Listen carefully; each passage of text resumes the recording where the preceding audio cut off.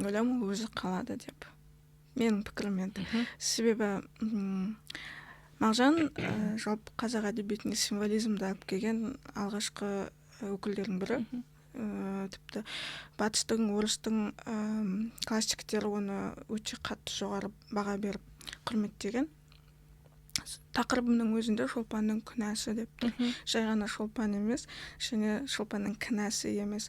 Күнә дегенде барлығы бірінші ойлайтыны әлбетте жаңағы зинақорлықты ойлаймыз.